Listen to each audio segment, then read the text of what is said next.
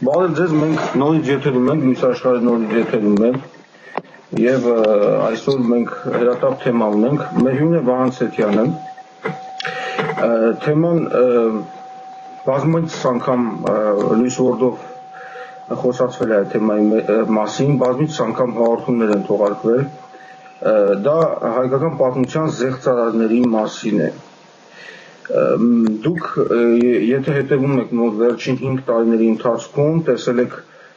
ֆիլմ, որը պատրաստված է եղել հայուսանողների կողմից հայկական պատմության զեղծարարների մասին, որտեղ որ պատմվում է մանրամասնորեն, թե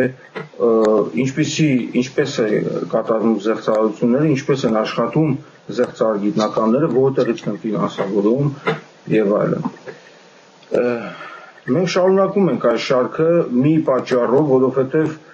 այս մեքենան չի կանգնում եւ շարունակում է իր աշխատանքը, փոխվում են զեղծարար պատմաբանները, հայտնվում են նորերը, նոր ֆինանսավորումով եւ շարունակում են աշխատել ազատորեն շատ անգամ Հայաստանում, հրապարակումներ են անում, խոսում են եւ այլն։ Եվ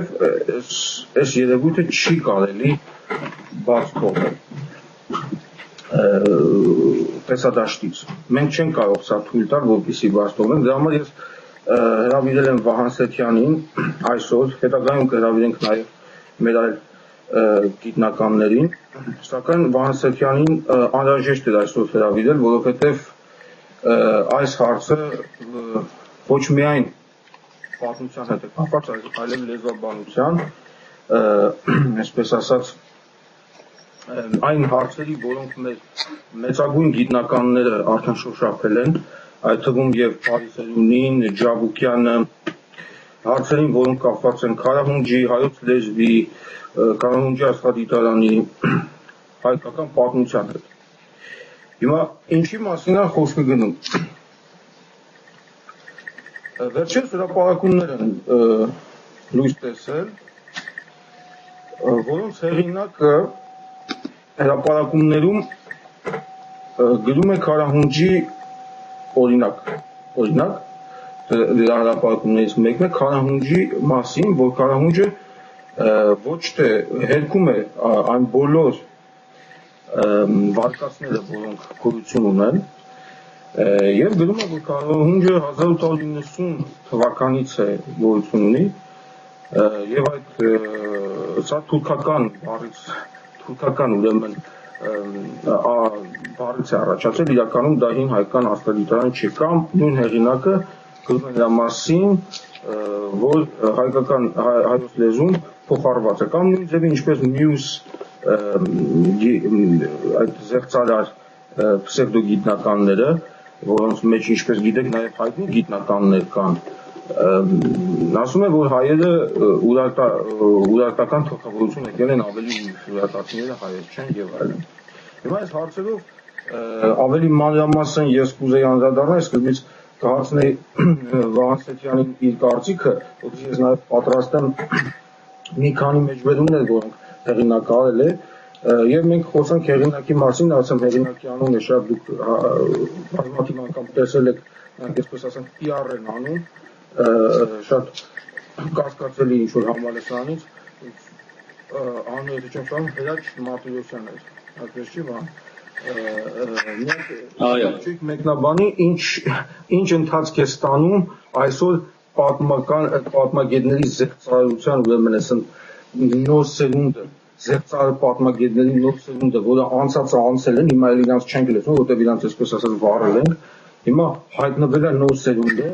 այսպես որ ոնց ասած աչքների սարանքով անցելա չենք տեսել, ինչ ձեր կարծիքը երկու բառով, մինչև ես ուզում տեսնենք ինչ է գրում ես մեր Հրաչ Մարտիրոսյանը։ Շնորհակալություն Հովհաննես, հայ ժողովուրդ, բարի օր, բարի լույս։ Նախքան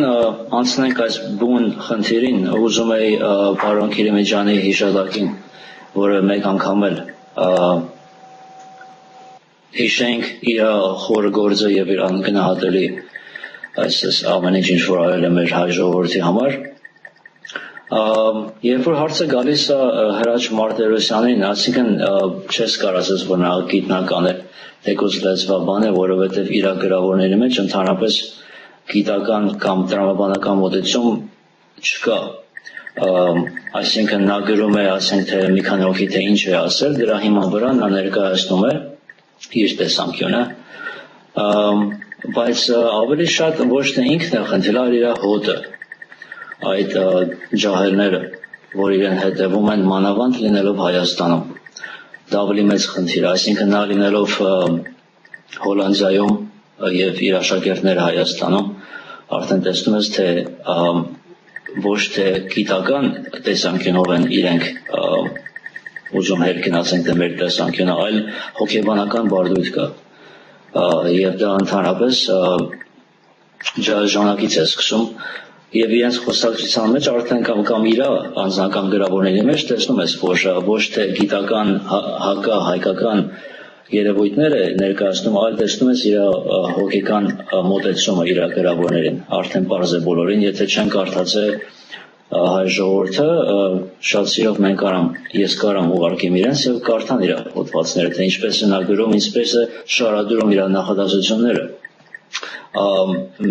միջև լեզվական կամ ուրդուն կհրապարակենք կտեսնենք։ Շատ բարի։ Այսինքն ես բացի գիտական տեսանկյունով մոտենալուց, ես որպես ասենք թե հոգեբանական տեսանկյունով եմ նայում, թե իր շարժմունքը, իր խոսքերը, թե ինչպես է շարադրում իր նախադասությունը, արդեն դրա հիման վրա դու տեսնում ես, թե ինքը որպես գիտնական է ներկայում որպես գիտնական այս հարցում, թե ինքը որևէ մի պրոպագանդային կամ աջենդա ունի կամ որևէ հաշիվ կա, ասենք թե։ Ես մի հարց տամ ուղղակի, ինչպես հասկանալ մի գիտնականի, որը, այսպես ասած, պսևդո գիտնականի, որը հարցականի տակ է դնում ոչ միայն ամբողջ հայ ազգի եւ հարցականի տակ է դնում Հայաստանում, երիտասարդներին ամբողջ հայ ազգի պատմությանը, ուրեմն կարևոր էլեմենտները, այլև հարցականի տակ է դնում այնպիսի մեծ գիտնականների, ինչպիսի ասենք Ջավուկյանն է, Պարիս Հերունին է, որոնք որ ակադեմիկոսների սրանք սովորական գիտնականներ չեն, աշխատանքները կասկածի տակ է դնում այսօրվա տարբեր գիտնականների, որոնք տարբեր թեկվածություններ ունեն, դրանք անուններ կան, որոնք ամբողջ դաշտը, ուրեմն այս մարդը կասկածի տակ է դնում եւ բացի դրանից ինչն է հետաքրքիր, որ այս վարկածը, որը որ քաշվել է Մարտիրոսյանի կողմից, ամբողջովին, ասենք, եթե տեսնեք ադրբեջանական ինտերնետային հրապարակումները, կտեսնեք, որ սրանք ադրբեջանական ինտերնետային հրապարակումների պատճենն է, այսպես ասենք, ինչպես հասկանալ, ոնց է լինում այդպես, որ անուն ազգանով հայ ինչ-որ մի այսպես գիտնական հայտնվում Հայաստանում ազատորեն իր գործունեություն է ծավալում, երիտասարդներին հավաքում գնում է քարահունչ եւ պատմում է երիտասարդներին, որ էսի Դաշ անունը ոչ թե քարահունչ եւ սա ադրբեջանական թուրքական ծագումով 1850 թվականից եկած ուրեմն հուշարձան է։ Ոնց մենք էդի ընկալենք, դուք ոնց եք դա հասկանում։ Դե այսինքն որպես անկախ հետազոտող, եթե ես անձնապես ուզենայի գտնեի փնտրեի, թե իր փաստերը որն են, որ ներկայացնում է, ճիշտ ասած չես գտնեի։ Այսինքն ինքը փոփոխված ձևով նա ներկայացնում է այս ամենը որպես ոչ հայկական, այսինքն ոչ թե հակա ենթադրություններ է անում, որ կարաս ստուգես գիտական տեսանկյունով, այլ արդեն տեսնում ես, որ հոգեբանական որևէ խանգարում կա այնտեղ ու պարզապես իրեն պետք է ջահելները կրոնի մեջ ինչպես է որ երեխաներն են պետք նույն բանը իր մոտ իր հոտը պետք է լինի ջահել որ կարողանա ինքը իր տեսանկյունը ներկայացնի բայց որտեղից sense ասենք որտեղից են կարողանում ուրեմն որտեղից է ինքը ուղղորդվում ինչպես ոնց է ինքը Հայաստանում ազատ ուրեմն կարողանում ոչ մի արգելք չունենալով շարունակել, սա իհարկե ձեզ չպետք է հարց տամ, որովհետև սա ես ընդհանրապես տալիս եմ հարցը, այսպես վերացական, որտեղ դուք չեք կարող ասել, դուք Հայաստանում չեք վահան, դուք կարող եք գիտական հարցերով պատասխանել, բայց այս հարցը առաջանում է մեր մոտ, չէ՞ որ մենք ունեցել ենք 5 զեղծարարներ, որոնք եկել են Հայաստան, նույնիսկ իշխանության են ստացել, Հայաստանի քաղաքացիություն են ստացել պատվավոր, Փիթեր Քոուի, հիշում եք նրան, ունեցել, որոնք իհարկե չես կարող համեմատել, եթե ասենք Ռասելին կամ Փիթեր Քոուին, որոնք ինչ-որ աստիճաններ ունեն, սակայն սրանց հասկանալի է, սրանք ամերիկյան ուրեմն գիտնականներ են, որոնք ամերիկյան համալսարաններում արդեն հեղինակություն ունեն, իրանք կարող են գալ հարձակվել այսպես Հայաստանի վրա, վերադառնալ։ Բայց ինչպես հասկանալ, ասենք թե հայ անուն ազգանունով մարդու, որը Հայաստանում եկեք մենք իրար հետ հիմա տեսնենք, թե ինչ է գրում այս մեր պարոն Մարտիրոսյանը։ Ինչպես ես ասեցի, կոչվում է, ուրեմն հոդվածը կոչվում է Քարահունջի հոդվածը կոչվում է անունը նորմալ չի գրել Հայաստանում։ Առասպելի վերջը։ Առասպելի վերջը։ Օրինակ, Արծվի Ալեքսանյանի միջալով ձեզ ասեմ, որ բոլոր այն այսօրվա գիտնականներին կամ մտածողներին, որոնց նա կասկածի տակ է դնում, իրականում լույս որդով դրանց մեծ մասը արդեն անցել է, հաղորդումներ են ունեցել, բոլորը գոյություն ունեն կան եւ լույս որդի մասնակիցներ են եղել։ Եվ ես հիմա պատահաբար բացեցի որևիցե մի պարագրաֆ եւ ընկա օրինակ մի հեղինակի մտածողի, օրինակ Արծվի Ալեքսանյանի հայոց այբուբենը, եթե հիշում եք Արծվի Ալեքսանյանը մեր մոտով լույս որդի մեջ հաղորդում ունեցել է, որ այբուբենի վրա աշխատում է։ Ուշադրություն լեզուն էլ չէ, այբուբենը, ուշադրություն, լեզուն էլ չէ այբուբենը, լեզուների նախահիմք համարող տեսությունը ճակերտների մեջ անվանել եմ տգեղ ու հրեշավոր մոլորություն, միթե սխալվում եմ կամ չափազանցնում, ու սա արդեն գիտական բան չի, անցնենք, կարելի է մտածել ինչ կա, որ մարդը Արծվի Ալեքսանյանի 35 տարի պրպտում է հայոց լեզվի ծագման գաղտնարանները, դա խրախուսելի է ոչինչ, որ նա համապատասխան կրթություն չունի եւ կարող է սխալներ տալ, սակայն այս տեսակետը ներկայացվում է ոչ թե համեստ վարկածի տեսքով, ասենք սխալվելու իրավունքով, այլ ինքնավստահ կեցվածքով, որը ուղեկցվում է Ստեփան Քիլիմիջյանի հիացական բնորոշումներով, օրինակ Արծվի Ալեքսանյանին նա համարում է մեսիա ու մեկնաբանություններով։ Հիմա սա գրում է գիտնականը, որը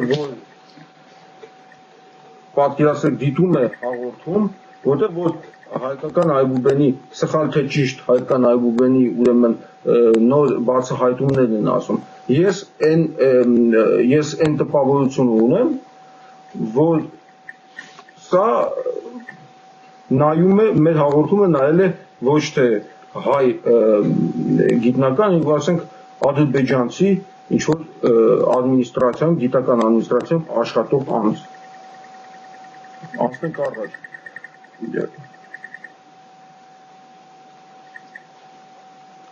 Լեզվաբանական օրենքներն ունեն իրենց գործառույթության տարածաժամանակային սահմանները։ Օրինակ, տվյալ լեզվաընտանիքի մայրլեզվի որևէ հնչույթ լեզվաճյուղերից մեկում կարող է զարգանալ մի ուղղությամբ, իսկ մյուսներում արտացոլվել միանգամայն տարբեր կերպ։ Հնչյունական օրենքները կարող են սկսվել որոշակի տարածքում, որոշակի մի ժամանակահատվածում եւ գործել մինչեւ մեկ այլ ժամանակակետ։ Այսինքն, այստեղ տեսնում եք, Վահան, ինքը ասում է, որ բոլոր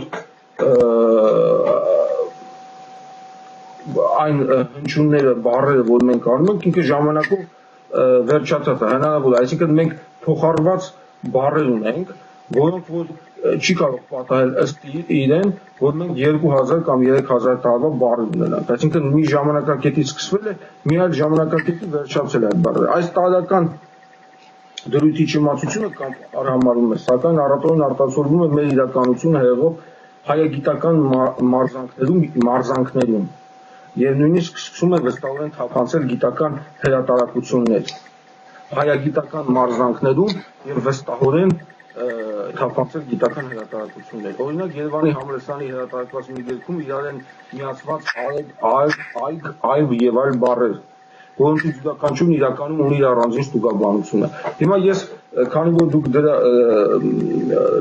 այս հարցով ավելի լավ տեղյակ եք, դուք աշխատում եք ուսումնասիրել, ես ձեզ խոսքը տամ, դուք այս էպիզոդի վրա մի քիչ մեզ կբացատրեք, թե որտեղ այստեղ մեզ մոլորության մեջ գցում ես հեղինակը։ Ընդհանուր իր գրվածքն է, իր մոտեցումը, որ բոլորովին տրամաբանություն է բացակայում, դա մեկ։ Երկրորդը, օրինակ նա շեշտում է, որ ար բառի բուն իմաստը հայրի հետ կապ չունի, հնդիկներինն է, այնտեղ գրում է, որ հայերը արիական որևէ գաղափարների բոլորովին հեռու են, կարիք չկա դա շեշտելու եւ այլն։ Եթե դու լեզվաբան ես, դու արդեն պետք է իմանաս, որ առը բառի բուն իմաստը ոչ թե մենակ հայերի համար, այլ ամբողջ հայ ժողովրդի մոտավորապես 10,000-ից ավել բառ կա, որ կամ արով է սկսում, կամ արով է վերջանում, կամ արը մեջտեղն է բառը եւ պարունակում է այդ արարիչ գաղափարը։ Այսինքն եթե դու լեզվաբան ես, ես ձեզ կտեմ, էլի, որտեղ տեսեք ինչ ասում, դուք նորից կշարունակեք, ես շատ ներողություն եմ խնդրում, բայց սա կարևոր է։ Պետք է հասկանալ, տեսեք ինչ ասում, սա, որ եթե հերունու տեսությունների քննադատությունը լիքի որպես անհարգալից վերաբերվումք նրա հիշատակի ու վաստակի հանդեպ, ապա դրանք չքննադատելը պետք է առավել եւս համարվի ծայրահեղ անհարգալից վերաբերվումք, այնպիսի հարգաժան ու բազմաբեղուն ակադեմիկոսների հիշատակի ու մեղվաճան վաստակերին, ինչպիսիք են օրինակ Աչարյանն ու Ջահուկյանը, ավելի ուշ ինքը Աչարյանն ու Ջահուկյանն էլ ուրեմն պետք է համարի, որ իրանք սխալ են, գիտնականներ, որոնք ներկայացնում են իսկական հայագիտությունը, սակայն մենք կտեսնենք ավելի ուշ, որ Ջահուկյանին կասկածի տակ է դնում այս մարդը։ Ընդունել հերունի տեսությունները նշանակում է պարզապես խաչ քաշել հայագիտության բոլոր նվաճումների վրա, թե ինչ նվաճումների մասին է խոսքը հայագիտության, դուք օրինակ պատկերացնում եք, որ նվաճումների մասին ասել հայագիտության մինչև 1990 թվականը, ինչպիսի նվաճումներ են եղել հայագիտության ասպարեզում։ Չեն եղել։ Միակ նվաճումներ հայագիտության ասպարեզում 80-90-ականներից հետո է, որովհետև միայն այդ ժամանակահատվածում է, որ ազատվել է դաշտը ուսումնասիրությունների համար։ Դա այսօր է հայագիտության նվաճումը, հերունի ժամանակահատվածն է, Ջահուկյանի վերջին ժամանակահատվածն է, որը լեզվի վրա էր աշխատում իհարկե մինչև այդ։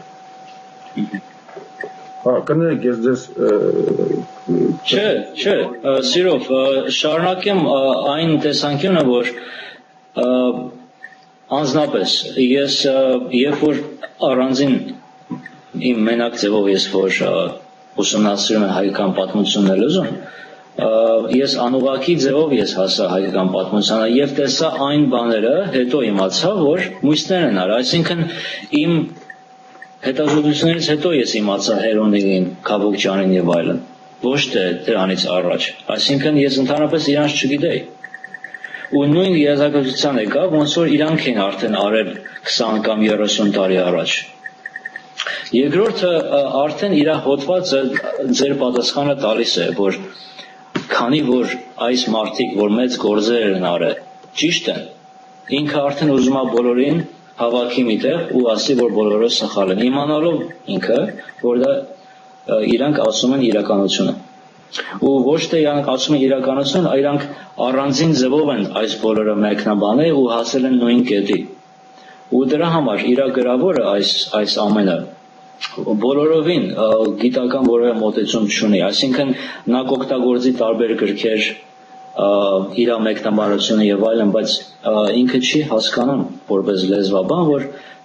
համեմատական լեզվաբանությունը ահագին դեր է կատարել,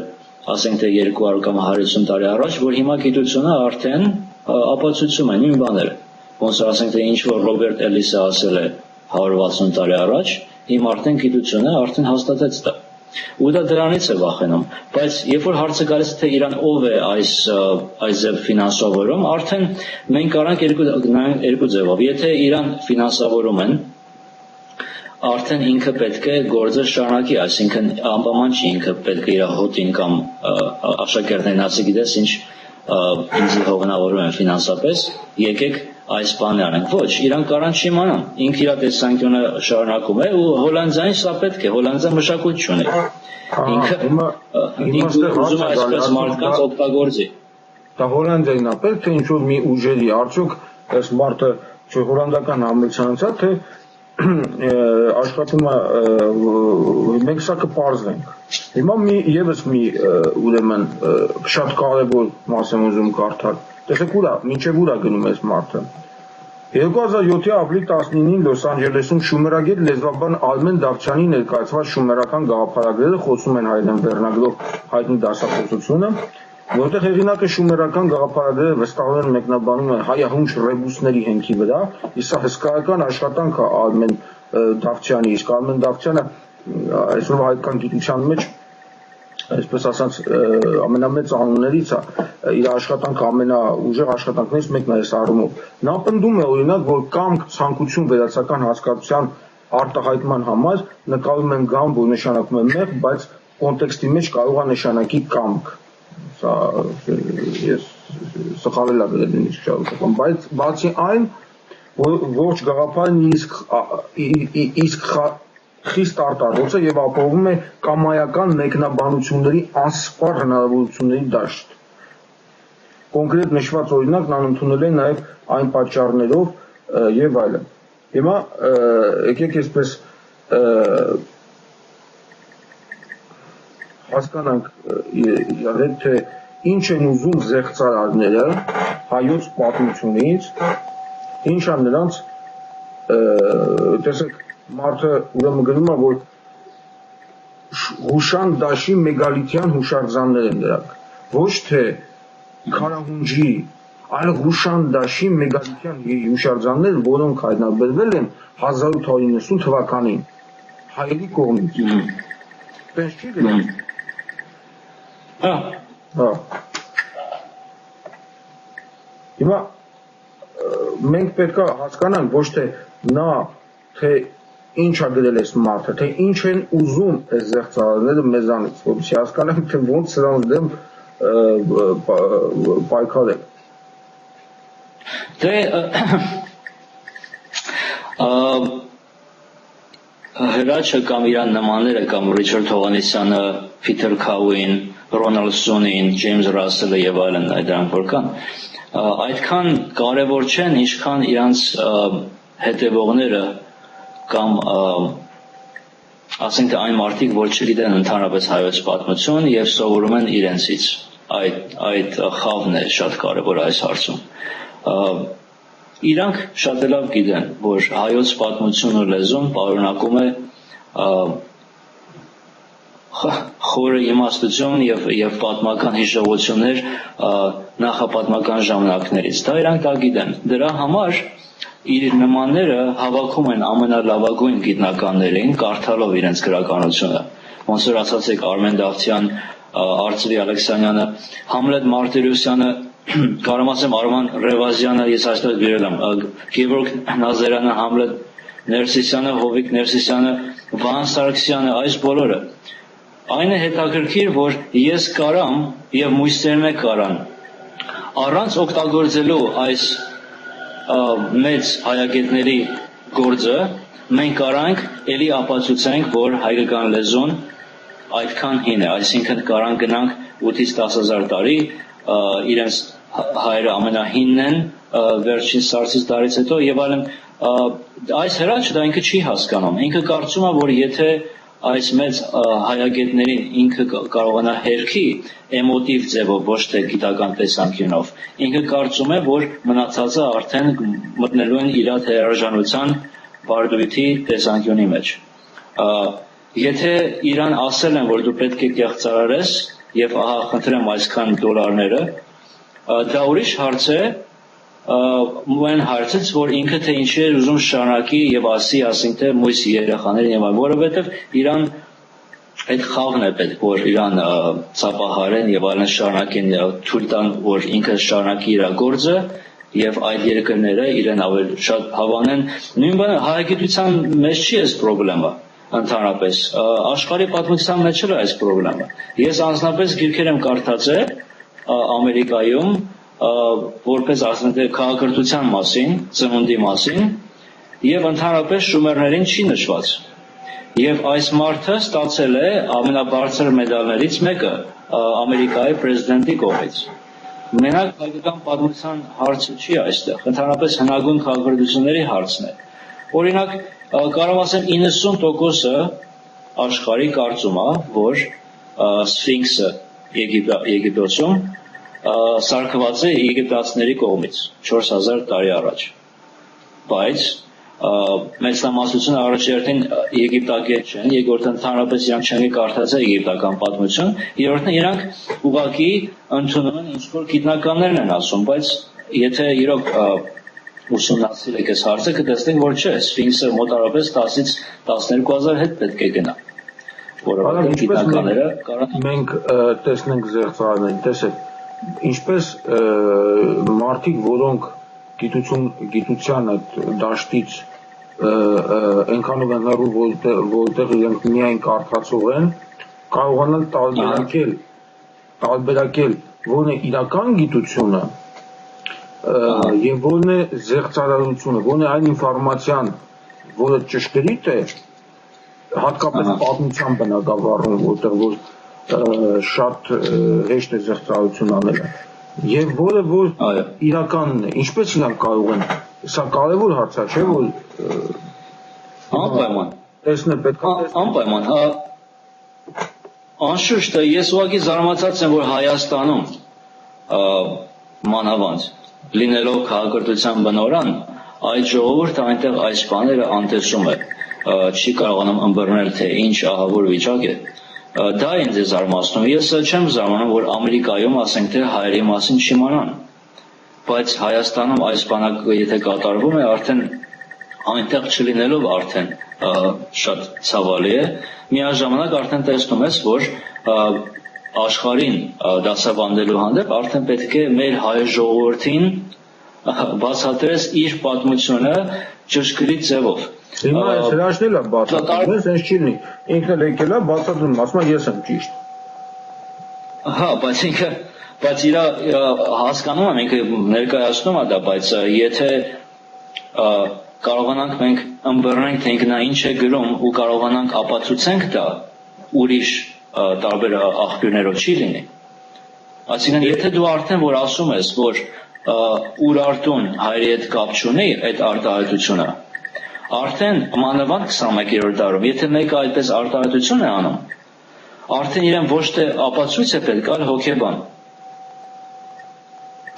Արդեն կարիք չկա 21-րդ դարում։ Հասկացա։ Հիմա ես մի բան ասեմ, ասենք իսկ այսպես եթե նայենք պատմության, այսօրվա հայագիտության բնագավառը,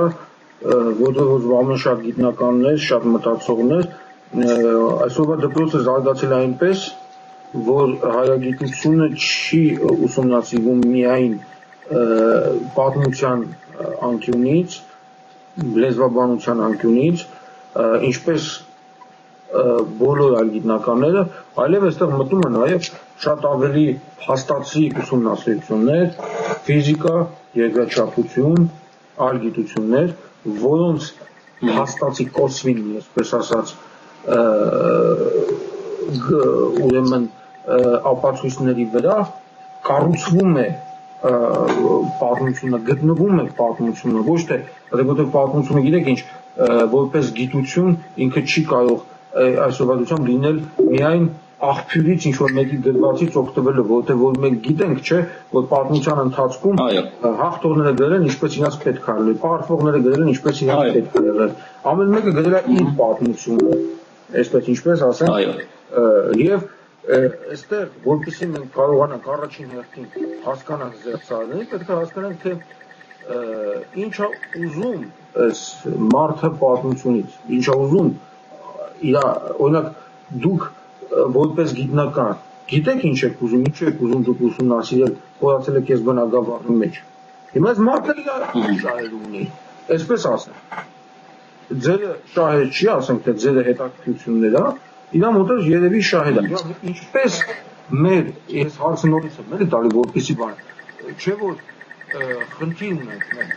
խնդիր ունեն։ Այս մարդկանց երիտասարդ տղաները գնացել են հրաչը տանում է, այդ մարդկության հրաչը այստեղ այնտեղ խումբ է հավաքել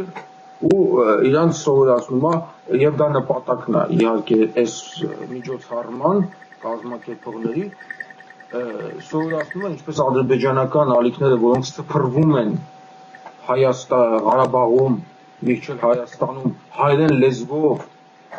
եւ ասում են թե ինչպիսի հիմ ժողովուրդ են ադրբեջանցիները եւ ինչպես են եկել հայերը, այդտեղ նույն ձևով Հայաստանում աշխատում ազատորեն ինքը 15 տարի ապրել է արտասահմանում, վերադառնում է Հայաստան, աշխատում է, իր մասին ուրեմն հրապարակումներ են լինում եւ այլ։ Այսպիսի մարդկանցից ոնց հասկանալ,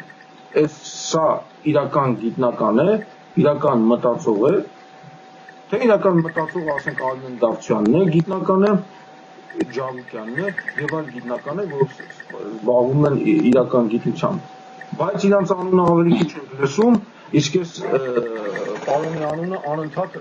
անընդհատ շրջանառվում է լրատվական մաղմուկի մեջ։ Մենք պետք է գտնենք դրա լուծումը։ Մենք պետք է կարողանանք այս հարցի լուծումը գտնել։ Հակառակ դեպքում Հրաչ Մարտիրոսյանը կգնա, նորը կգա։ Հրաչ Մարտիրոսյանից առաջ ուրիշ մարդիկ են, անունները նոր տվեցինք։ Մենք աղմուկը հանեցինք, պատերազմեցինք դրա դեմ, այդ մարդիկ պասիվացան։ Հիմա հայտնվել են նոսելում։ Այս մարդկանց են ուրեմն աղմուկ անենք, էլի նոսելություն, դա միշտ մեկը կհայտնվի։ Բայց չէ՞ որ արդեն ինչպես մենք ենք աղմուկ անում, ուրեմն պետք է ժողովուրդը ընկալի, որն է ճիշտը, որը սխալը։ Մենք պետք է գտնենք այդ գործիքը ընկալելու։ Հայոց պատմության կեղծարումը միշտ լինելու է, որովհետև արդեն մենք նախնորդներն ենք քաղաքակրթության բնորանի։ Արդեն դեպի մեր բեռն է։ Ու քանի որ մենք հենց սաղ ենք, գոյություն ունենք, չնայած ասենք շումերները եւ այլները չկան, արդեն մենք այդ բեռը մենք պետք է գրենք միջև վերջ։ Նշանակում է արդեն ոչ թե արտասահմանի պրոֆեսորներին են արդեն բրթելու իրան կեղծարեն, արդեն սկսելու են հայերին վերցնել, ինչ որ մի գումարով գնել եւ այլն, որ իրանք շարունակեն այս գործը։ Որովհետեւ նայեք, եթե հայոց պատմությունը դառնա աշխարհի որպես մի տեսանկյուն, որ բոլորը հասկանան, արդեն կիմանան թե ինչ բարձր դիրք է հայոց պատմությունը համեմատած հունական, եգիպտական, շումերական եւ այլն։ Սա է խնդիրը։ Հիմա ինչի եգիպտական գիտությունը կամ եգիպտագիտությունը հիմա փակված է, այսինքն չեն ուզում որևէ բան փոփոխեն։ Չնայած ասենք թե որ հիմա Պորտասարոն որ գտել են 95 թվականի այդ տաճարը, որովհետև եթե հանկարծ այս մի բանը դուրս գա, արդեն եգիպտական շումերականներ քաղաքակրթությունը դառնում է երկրորդական հայկական։ Պետք է բոլոր պատմական գրքերը վերագրվեն։ Միաժամանակ արդեն բոլոր այդ գիտնականները, որ կան կամ մահացել են, իրենք արդեն իրենց դիրքը իջնելու են ներքև, որովհետև այն բանը, որ պետք էր իրենց ուսումնասիրեն,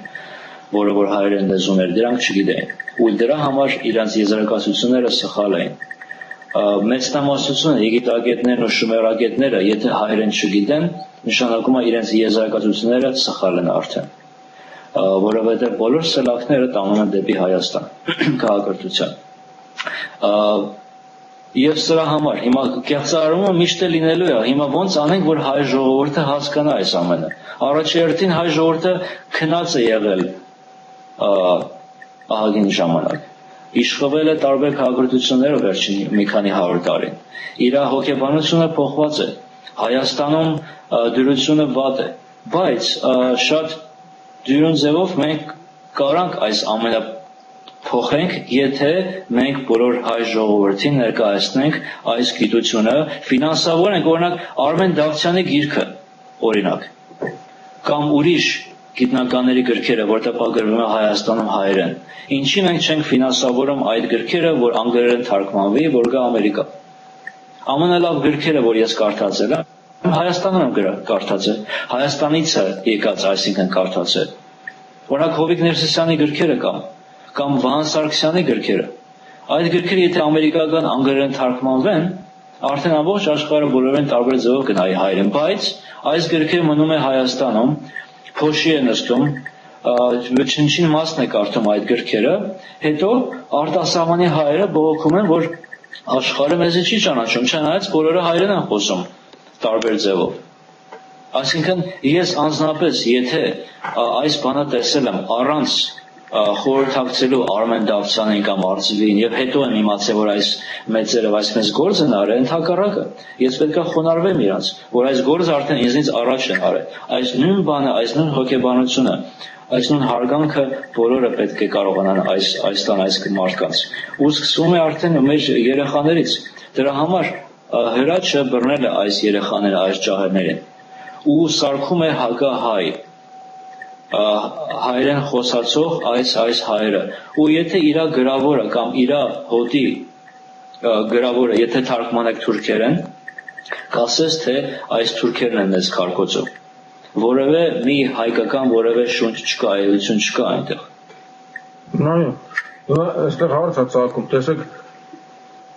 Ադրբեջանում չունեն պատմություն սակայն ընդունում են պատմությունը որը իրանք հորինել են եւ պրոպագանդում են մենք ունենք պատմություն սակայն մեզ պարտադրում են այսպես ասած չի հաջողվում իհարկե պարտադրել որովհետեւ ի ուրախություն մեզ մենք ունենք շատ հիանալի բայց վտանգը գիտնականներ ունենք բայց վտանգը միշտ կա որ հայտնվում են պատրաստված զեղծարարներ եւ ագրեսիվ ձևով աշխատում են ուրեմն մի բան հաստատ է որ երբ մենք տեսնում ենք որովհետեւ իհարկե գիտության մեջ կարող են լինել կասկածներ կասկածի տակ ինչ նոր բան է հայտնաբերվում բայց երբ հայագիտության մեջ կասկածի տակ է դրվում հայկական էթնոսի լինելիության հարցը կասկածի տակ է դնում պատմության հարցը այդ ժամանակ արդեն չի կարող լինել կոմպրոմիս հատկապես որ մենք գիտենք որ այդպես չէ որովհետև հողի մեջ մտնում ես հողի մեջ գտնում ես մենակ հայկական ուրեմն ինչպես են ասում դրանց հայկական գտածոներ գնացեք Սիրիայի ուրեմն փնտրեք հողի մեջ այսօրվա դրությամբ գտնում են դրամներ կարելի է գտնել ինտերնետով տալու շուկա կա այդ դրամները որոնք գտնում են Սիրիայի հյուսիսում Տիգրանի նկարով Տիգրան մեծ Կիլիկիայի հայոց թագավորության դրանք ապացույց են 13-րդ գնում ես ավելի խորտեղը գնում են ամեն անգամ գտածոներ կան որոնք ամբողջովին հայկական են այլ գտածով չկա այդպես չի ուրեմն պատմությունը կառուցվում է գտածոների վրա սա նշանակում է որ բոլոր մնացած վարկածները դրանք ոչ միայն վարկածներ են դրանք կարող են լինել հնարովի հորինովի որովհետև իրականում այսօր մենք պատերազմի մեջ ենք լինելիության եւ չլինելիության մեր հարևաններ կան եւ ոչ հարևաններ որոնց հիմնական նպատակն է Հայաստանը վերացնել չլինի ոչ թե ֆիզիկապես չէ որ ֆիզիկապես չի վերանում ցեղասպանություն անում են պետականություն չունի 600 տարի բայց չի վերանում ուրեմն ինչպես պետք է վերացնել պետք է վերացնել մարդկանց գլխի մեջ որոնք իրանց գլխի մեջ վերանում որպես այ որտեղ չեն վերանում այս տեսակը մորթում է սերի հայտնվում է եւ այսպես պետք է փնտրել այս ժողովրդի արանքում այսպիսի կոմպրոմիսի գնացող անհաջողված չհաջողված կոմպլեքսավորված պատմաբանների ֆազի ինչպիսին որոնց անունները մենք բոլորս գիտենք նրանցից շատերը նույնիսկ ի տարբերություն Հրաշ Մարտիրոսյանի ունեն բարձրագույն կոչումներ հեղինակություն եւ այլն եւ իրանց միջոցով փորձել համոզել է ժողովրդին որ իրանք հայ ժողովուրդ չեն էլ ինչպես ժողովուրդն է թող գնալ իրանց համար արտասահմաններում ապրեն ինչ է կպել այդ Հայաստանից այո այսպես երևի մենք պետք է ընկալենք այս ամբողջ երևույթը հակառակ դեպքում ինչպես ընկալել եւ ես ասա բան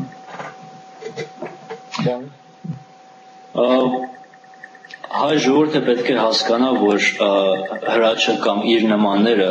այնքան կարևոր չեն, ինչքան հայ ժողովրդի վերածնունդը, վերասահմանումը, թե հայ լինելը ինչ է, առանց նացիոնալիստիկ լինելով։ Այսինքն, եթե գիտական ձևով մենք կարողանում ենք հայ ժողովրդի պատմությունը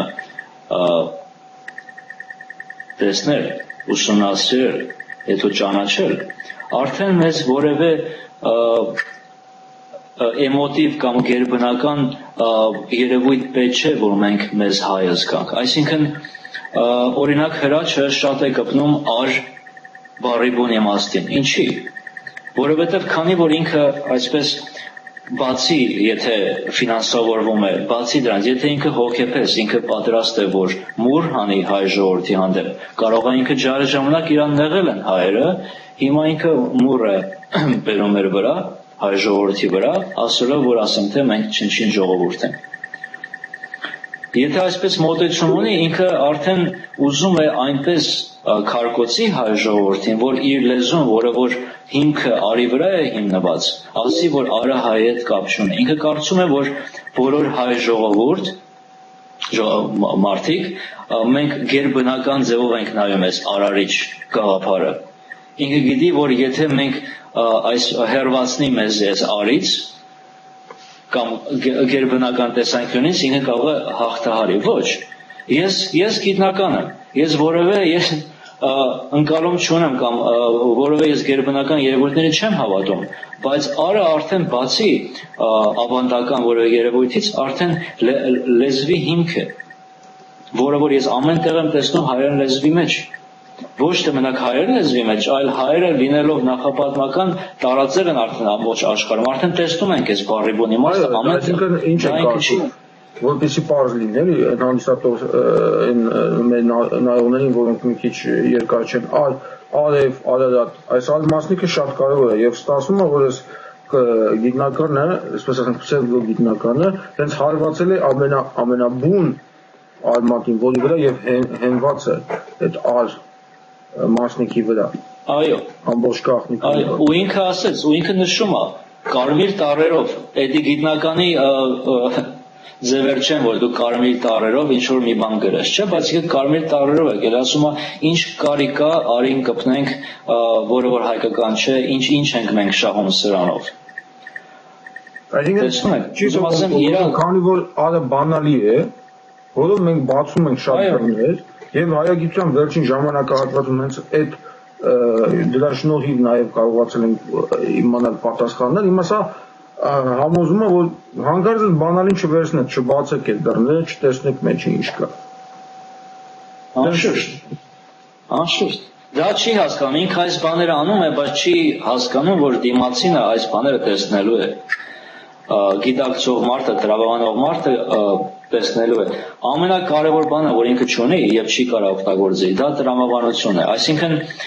մենք չենք կարող տրամաբանություն օգտագործենք ու հայոց պատմությունը հերքենք, չի ստացվում։ Ես ամեն տեսանկյունից նայել եմ, հենց որ մենք տրամաբանություն ենք օգտագործում հայոց լեզուն ու պատմությունը ուսումնասիրենք, արդեն մենք կարանք տրամաբանական տեսանկյունով ապացուցենք առանց որևէ հերքման ուրիշի կողմից, որ ինչ որ մենք գիտենք մինչև հիմա, կամ այս փոքր քանակով հայերը, որ արդեն Արծվին, Արմեն Դավթյան եւ այլն բոլորը Համլետ Մարտիրոսյան, իրանք արդեն իրանց տեսանկյունը արդեն տրամաբանական է։ Օրինակ Արմեն Ռևազյանը մոտենում է Ֆայսոս դիսկը տրամաբանության տեսանկյունով։ Այս մարդիկ տեսում են այնպես բաներ, որ մենք ընդհանրապես այս 3 ծալվածքի մեր իրականության մեջ ընդհանրապես չենք տեսնում։ Իրանք որևէ մի ծալվածք են տեսնում իրականության մեջ։ Եվ այս բանալին հայերեն լեզուն է։ Նախապատմական ժամանակներից եկած այս մեծ բանալին մենակ հայերեն լեզուն է։ Դրա համար այս մարդը հրաչը իրան անվանել է լեզվաբան, 1000 էջանոց հայերեն բառերան է գրել Հոլանդիայից հովանավորված, թե ինչ կապ ունի Հոլանդիան հայկական մշակույթի հետ։ 1000 էջանոց հայերենի բառերան։ Հա, այսինքն բարեբուն իմաստը բացատրելով եւ այլն, որ կարդում ես, չես հավատում, որ ինչ-որ սա բառան է, ասում է, լավ, այս Աչելյանը սենց ասե, Հակոբոս Կարպիս Արամայիսը սենց ասե, ուրեմն այս բառը վրացական բարեբուն իմաստ ունի։ Այսինքն, ասում է, էսի սենց ասե, մույսը սենց ասի, գիտես ինչ արի սենց ասենք։ Վերջացավ, այսինքն տրամաբանություն գոյություն չունի այնտեղ։ Այս մարդը բարեբուն իմաստները, եթե ուսումնասիրել է նա, արդեն ինքս կարծում ինքս զգում է, որ իրոք հայերեն լեզուն հին է, բայց որևէ պատճառներով արդեն որ մենք շեշտեցինք, այդ պատճառներով ինքը չի ուզում սա անել, դրա համար է այսպես բորբոքված։ Ու դրա համար իմ բորբոքումը իր հանդեպ չի ընդհանրապես, իր հետևորդների համար է, որովհետև ջահելն աղագին մեծ դեր կարան խաղան, եթե հայ ժողովուրդը չզարթնի։ Դա է խնդիրը։ Հույս ունենանք, որ այս մեր հաղորդումը իհարկե ինչ-որ էֆեկտ կտա, որտեղ մենք իրականում արդեն Վահան Երեմի մոտավորապես 50 րոպե արդեն խոսում ենք սրա մասին, մենք 50 արդեն։ Մենք նորից հաղորդումների շարքը քո հետ եւ շարունակի աշխատել, ես վերջացնելու այս հաղորդումը վերջացնելու համար անպայման ուզում եմ ասել բոլոր նրանց ովքեր անպայման ուշադրություն դարձրեք, թե հարկավոր որովհետև ես նկատել եմ այս Հրաչ Մարտիրոսյանի հետևորդները 20 տարեկան երեխաներ են, ուշադրություն դարձրեք անպայման այդ երեխաներին, որոնք ուսման ծարավուն են կամ սովորելու ինչ-որ բան, թե ում հետ են եւ ինչ են անում, իմացեք իսկական ովքեր ուսումնասիրեք, հետաքրքրվեք ովքեր են իրական գիտնականները, ովքեր են իրական ուրեմն մտածողները, տարեք երեխաներին այդտեղ խորհուրդ տվեք այդտեղ թողնան, մի թողեք, որպեսզի դառնան, այսպես ասած, շան ու գայլի բաժին։ Այսքանով սահմանափակենք եւ այսօրվա հաղորդումը եւ ցանկանանք բոլորին, որպեսզի այսպիսի հաղորդումներ քիչ լինեն, այսպիսի դեպքեր չնայած քիչ հավանական է անընդհատ մենք ստիպված ենք լինելու անել այսպիսի հաղորդումներ, բայց մենք անցնենք ավելի հետաքրքիր գիտական հաղորդումների, որը որ մենք քո հետ Վահան մոտակա ժամանակներում անելու ենք քո նոր գրված գրքերի մասին, հատկապես մի գրքի, որ շուտով դուրս է լույս է տեսնելու, հենց հայագիտության հարցով միասին այս գրքի մասին խոսենք հաջորդ հաղորդումներում, շնորհակալություն։ Շատ բարի։ Շնորհակալություն։ Մերսի Վանես ջան։ Հայ ժողովուրդ լույսի մեջ մնաք, շնորհակալություն։